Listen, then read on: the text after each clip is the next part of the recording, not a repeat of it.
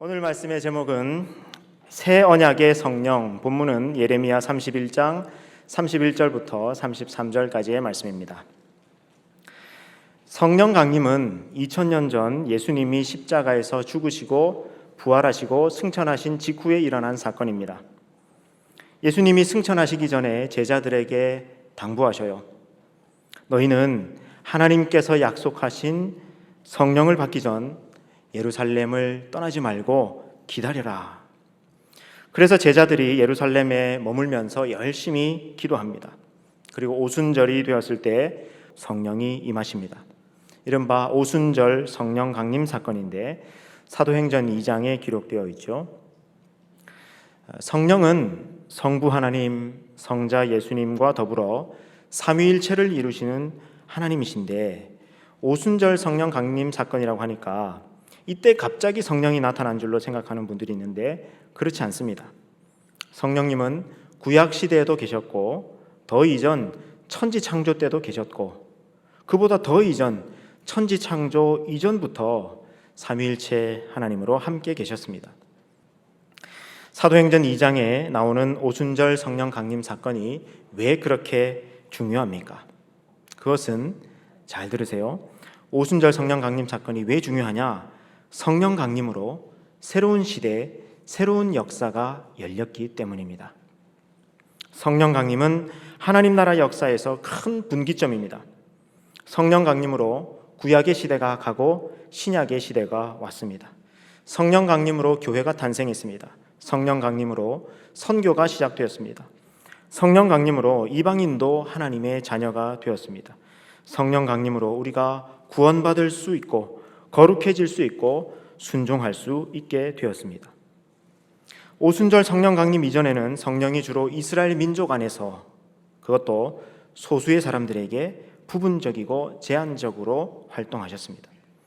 그런데 오순절 성령 강림 사건 이후로는 성령이 모든 민족, 모든 사람에게 시공을 초월하여 역사하기 시작하십니다. 사도행전에서 베드로가 오순절 성령 강림 사건의 의미를 해석하면서 이렇게 선포합니다. 사도행전 2장 16절부터 17절 말씀입니다. 함께 읽습니다. 시작. 이는 곧 선지자 요엘을 통하여 말씀하신 것이니 일러스되 하나님이 말씀하시기를 말세에 내가 내 영을 모든 육체에 부어주리니 너희의 자녀들은 예언할 것이요 너희의 젊은이들은 환상을 보고 너희의 늙은이들은 꿈을 꾸리라. 아멘. 말세에라고 하는 것은 예수님 오신 이유를 의미하는 겁니다. 말세에 내가 내 영을, 하나님의 영, 성령을 모든 육체에 부어주리니. 지금 오순절 성령 강림으로 이 일이 일어났다는 겁니다. 그 이전에 이스라엘 민족 소수의 사람들, 특별한 사람들에게만 임했던 성령이 이제 모든 육체에, 유대인이건 이방인이건 상관없이 복음을 듣고 예수를 믿는 모든 사람들에게 임하게 되었다. 그래서 자녀들은 예언할 것이고 또 젊은이들은 환상을 볼 것이고 늙은이들은 꿈을 꾸게 될 것이다. 이런 일이 일어나게 되었으니 성령 강림 사건이 얼마나 중요합니까? 성령 강림 주일인 오늘 예배드리는 우리 모두가 성령 받고 더욱 성령 충만해져서 환상을, 비전을 보게 되시기를 주님의 이름으로 축원합니다. 오늘 말씀의 제목이 새 언약의 성령인데 여러분, 새 언약이 무엇입니까? 새 언약이 나온다는 건 옛 언약이 있다는 거죠. 그 옛 언약의 업데이트 버전, 완성판이 새 언약입니다. 그러니 새 언약이 얼마나 중요하겠습니까? 새 언약의 의미를 알려면 새 언약이라는 표현이 제일 먼저 나오는 곳을 살펴볼 필요가 있습니다. 성경에서 새 언약이라는 표현이 제일 먼저 나오는 곳이 바로 오늘 본문 예레미야 31장 31절입니다. 우리가 성경을 구약, 신약 이렇게 나누는데 구약이 옛 언약이고 신약이 새 언약이죠. 그래서 신약에는 이 새 언약이라는 표현이 군데군데 나옵니다. 누가복음에도 나오고요, 고린도전서 후서에도 나오고 또 히브리서에도 나옵니다. 그런데 구약에는 이 새 언약이라는 표현이 바로 오늘 본문 예레미야 31장 31절 여기에 딱 한 번 나옵니다. 우리 예레미야 31장 31절을 다시 한번 같이 읽겠습니다. 시작. 여호와의 말씀이니라. 보라, 날이 이르리니 내가 이스라엘 집과 유다 집에 새 언약을 맺으리라. 아멘. 날이 이르리니, 아까 요엘서에서는 말세에 그랬는데 예레미야서에서는 날이 이르리니, 내가 이스라엘 집과 유다 집, 북이스라엘과 남유다, 이스라엘 전체를 말하는 거죠. 온전한 이스라엘, 회복된 이스라엘, 참 이스라엘의 새 언약을 맺을 것이다. 여러분, 여기 나오는 이 새 언약이 성경에 제일 처음으로 나오는 새 언약이고, 또 구약 성경에서 딱 한 번 나오는 새 언약입니다. 이제 새 언약이 어떤 언약인지를 살펴보겠습니다. 우리 32절 같이 읽습니다. 이 언약은 내가 그들의 조상들의 손을 잡고 애굽 땅에서 인도하여 내던 날에 맺은 것과 같이 아니할 것은, 내가 그들의 남편이 되었어도 그들이 내 언약을 깨뜨렸습니다. 여호와의 말씀이니라. 아멘. 자, 이 언약은, 새 언약은 내가 그들의 조상들의 손을 잡고 애굽 땅에서 인도하여 내던 날에 맺은 것, 이게 옛 언약이죠. 출애굽해서 시내산에서 맺은 언약입니다. 새 언약은 그 옛 언약과는 다르다. 옛 언약은 어땠느냐? 내가 그들의 남편이 되었어도 그들이 내 언약을 깨뜨렸다. 하나님이 지금 이스라엘 민족의 남편이라고 말씀하십니다. 그러니까 옛 언약은 결혼 언약 같았다는 겁니다. 마치 신랑 신부가 결혼식에서 서약하듯이 하나님은 이스라엘 민족을 책임지시고 인도하시고 함께 하시기로 약속하셨고, 또 이스라엘 민족은 하나님의 말씀, 하나님의 율법을 지키고 순종하면서 하나님의 백성이 되기로, 하나님의 백성으로 살기로 약속했습니다. 이렇게 결혼 언약처럼 맺어진 것이 바로 옛 언약입니다.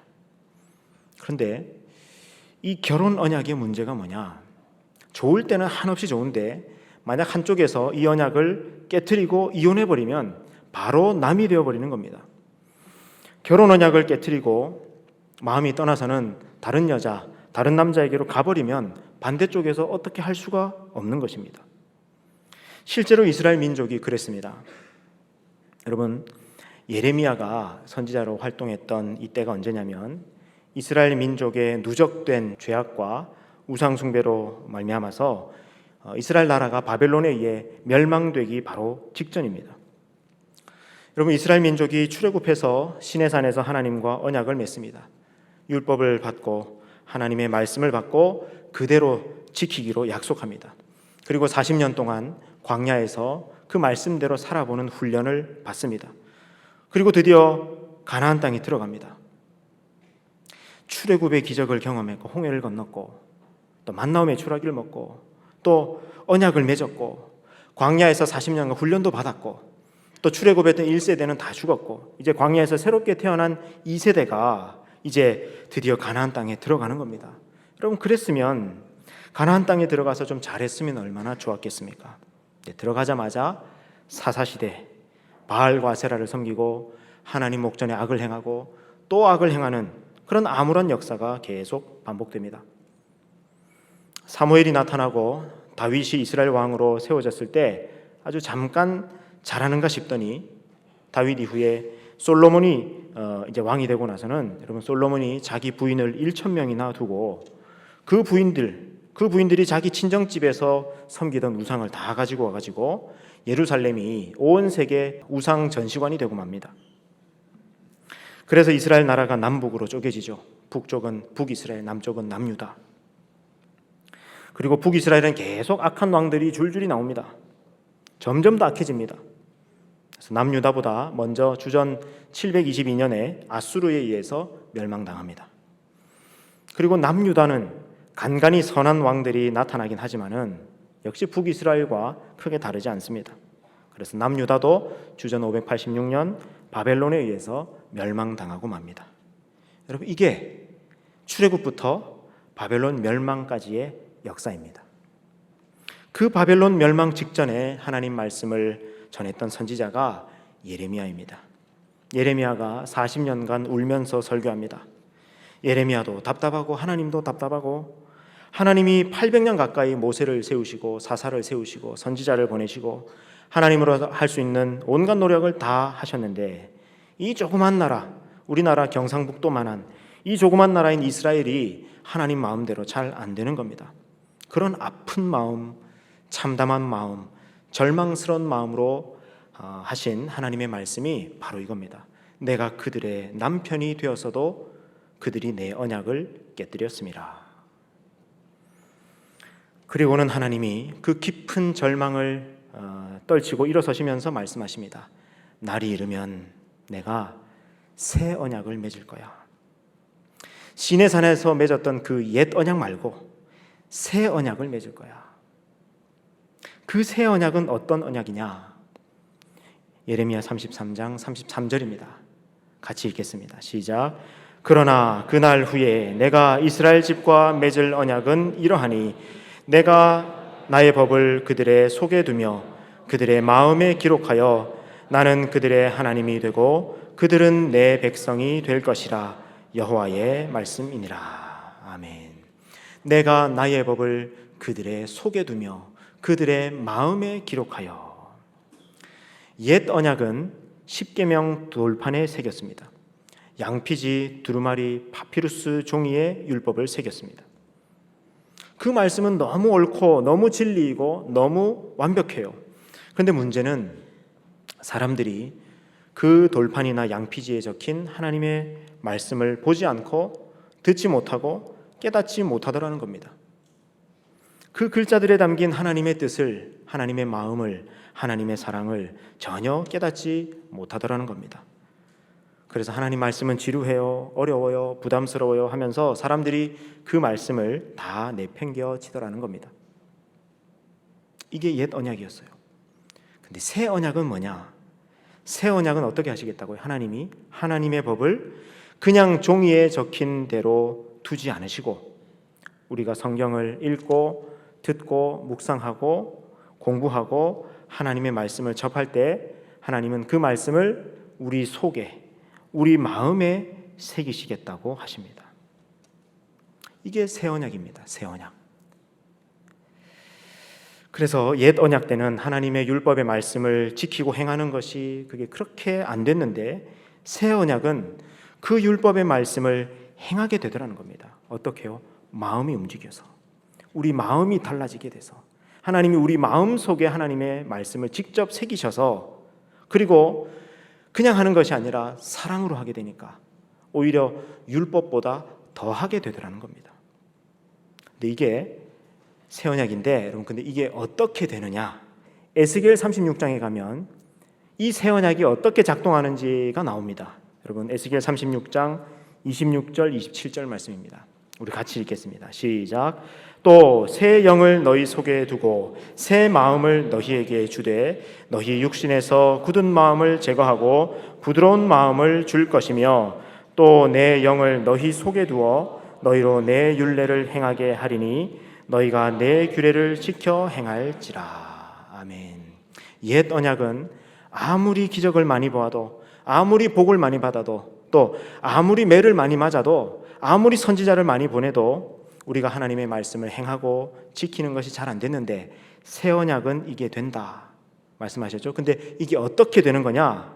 26절에도 새 영을 너희 속에 두고, 27절에도 내 영을 너희 속에 두어. 오순절 성령 강림 이후에 우리가 성령을 받으면 성령님이 우리 속에 계시면서 우리에게 새 마음을 주시고 부드러운 마음을 주십니다. 우리 마음을 바꾸십니다. 새 언약의 내용, 새 언약의 핵심이 바로 성령입니다. 성령.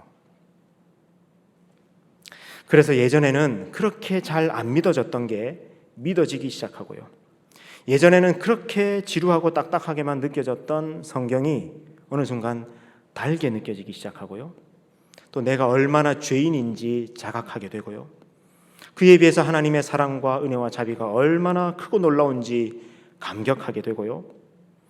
하나님, 예수님 이야기하고 또 노래하면서 나도 모르게 눈물이 나고요. 또 말로 뭐라고 설명하기는 어렵지만 영이신 하나님을 내 영으로 감지할 수 있게 되고 또한 고백할 수 있게 됩니다. 누가 일을 하시느냐?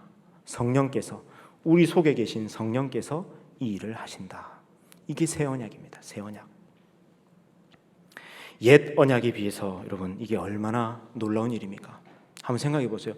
아니 출애굽하면서 홍해 기적을 경험하고 만나의 추라기 먹고 반석에서 나른 물을 마시면서도 잘 못 믿던 하나님을 수천 년이 지나서 이 수원 땅에서 단지 말씀만 들었을 뿐인데 우리가 어떻게 하나님을 믿고 있습니까? 이거 놀라운 일 아닙니까?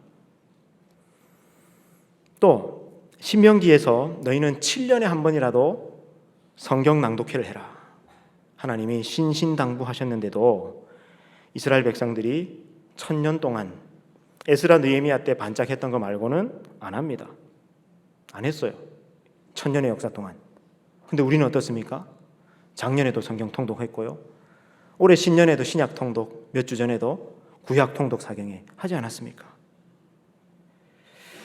또 이뿐만이 아니라 성경 암송도 하고 성경 공부도 하고 묵상도 하고 이렇게 말씀을 사랑하고 가까이 하는 사람들이 많지 않습니까? 여러분 이게 옛 언약 때는요, 옛 언약의 시대는 정말 힘든 일이었다니까. 이게 잘 안 됐다는 겁니다. 근데 지금 이게 되고 있습니다. 이스라엘 땅에서 지구 정반대편에 있는 우리나라에서 말입니다. 수천 년이 지나서. 그리고 이 새 언약의 성령은 이스라엘을 벗어나서 예루살렘과 온 유대와 사마리아와 땅끝을 향해서 민족, 인종, 남녀노소, 빈부귀천을 막론하고 전방위적으로 온 세계에 퍼져나가서 일하십니다. 그래서 이날 오순절 성령 강림 사건 이후에 선교가 진행되어 가고 있는 것을 여러분 보십시오. 처음에는 이 옛 언약, 이 일을 이스라엘 민족이 해야 했습니다. 그게 시내산 언약, 출애굽기 19장 5절에서 6절에 나오죠. 세계가 다 내게 속하였나니 내 말을 잘 듣고 내 언약을 지키면 너희가 열국 중에서 내 소유가 될 것이다. 그리고 제사장 나라가 될 것이다. 거룩한 백성이 될 것이다. 이게 출애굽기 옛 언약이거든요. 그래서 이스라엘 민족은 온 세계에 또 온 열방에 선교하는 나라, 선교사의 나라로 부름을 받았던 겁니다. 이 옛 언약이었죠. 근데 이게 잘 안 됐죠. 이스라엘 민족이 이 언약을 깨트려버리고 자기들부터 바알과 아세라 섬기고 레위기 율법 예사로 무시해버리고 하면서 이 일이 안 됐습니다. 그런데 새 언약의 시대, 성령의 역사로 말미암아서 지금 온 세계에 선교가 이루어지고 있는 모습을 보십시오. 여러분 이거 놀라운 일 아닙니까? 대단한 일 아닙니까? 성령께서 이 일을 하십니다. 이게 새 언약입니다. 예수님의 십자가로 이 새 언약이 체결됩니다. 예수님이 십자가에서 흘리신 피로 새 언약이 이루어집니다. 여러분 옛 언약 때는 모세가 번제 드린 소의 피를 백성들에게 뿌리면서 옛 언약이 체결되었습니다. 여러분 출애굽기 24장 5절부터 8절 말씀인데요.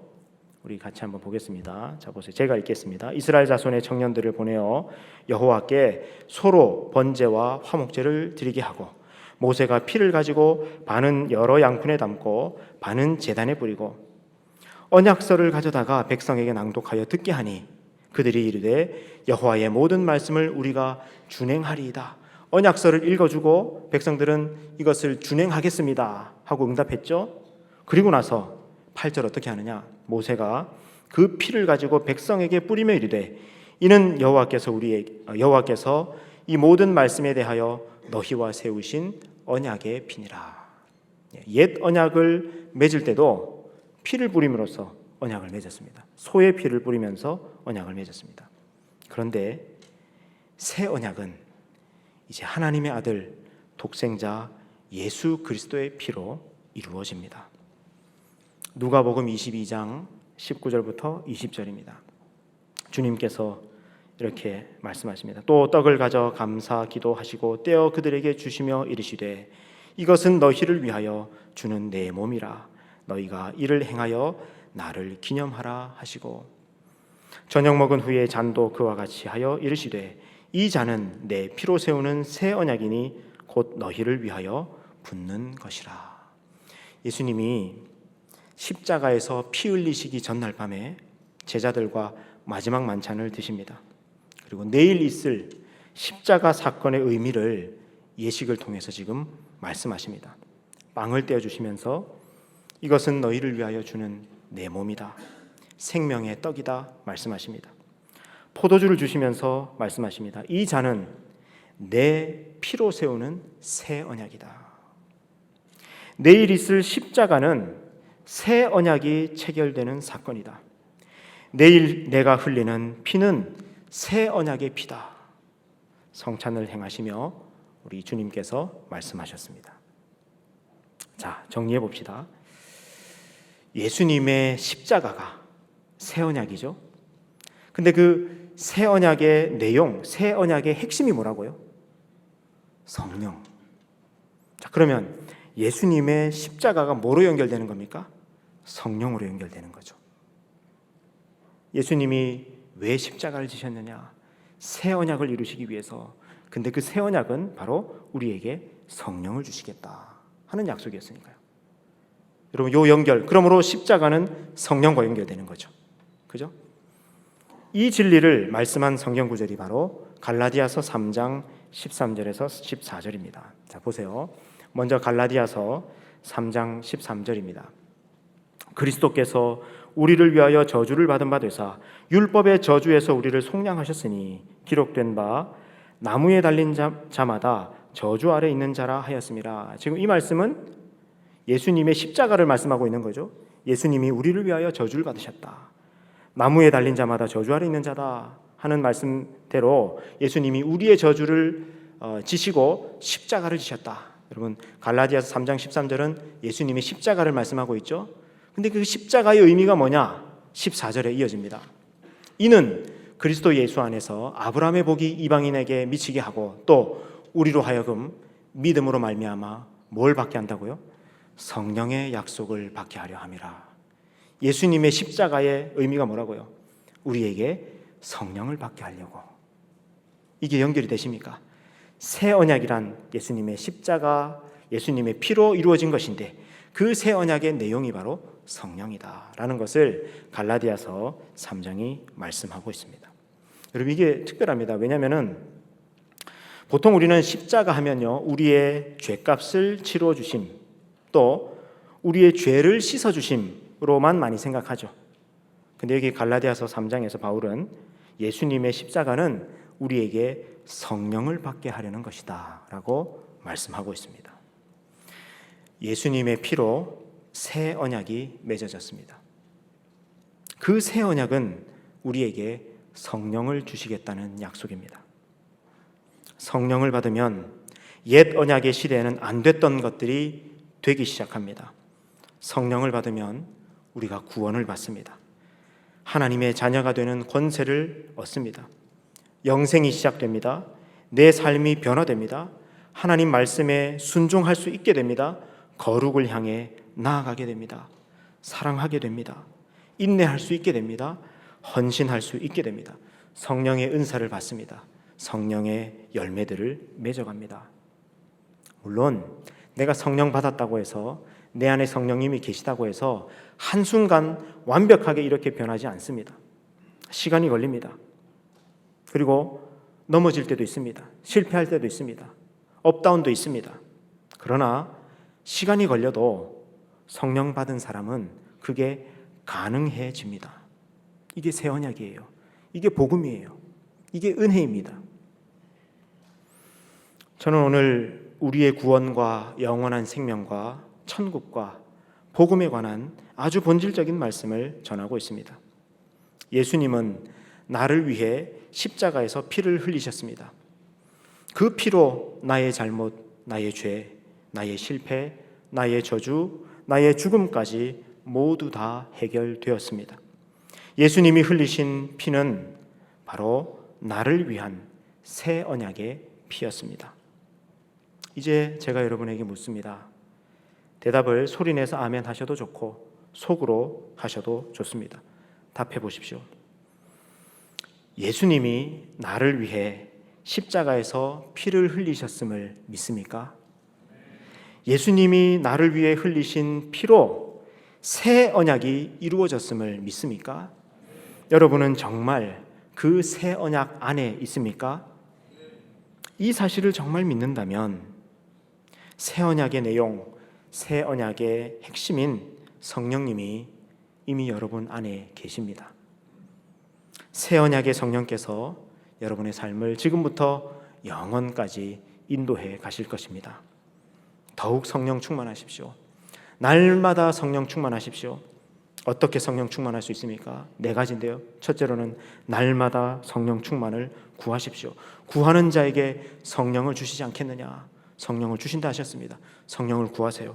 여러분 기도할 때 이 기도를 빠뜨리지 마세요. 주님, 오늘도 성령 충만케 하옵소서.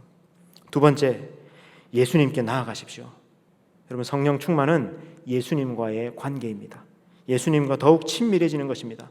예배와 기도와 말씀과 찬양을 통해 더욱 예수님께 나아가십시오. 세 번째는 죄와 싸우십시오. 죄와 싸워야 성령 충만을 유지할 수 있습니다. 마지막 네 번째, 신령한 교제권을 이루십시오. 영적 유익, 영적 도움을 나눌 수 있는 신령한 교제권을 계속 만들어 가시고 서로 함께 기도하고 서로 기도해주고 그런 신령한 교제권을 만들어야 성령 충만할 수 있습니다. 성령 강림 주일인 오늘 나와 하나님 사이에 예수님의 피로 세워진 새 언약이 새로워져서 성령 받고 성령 충만해지고 능력의 삶을 살아가는 저 여러분 되시기를 우리 주님의 이름으로 축원합니다.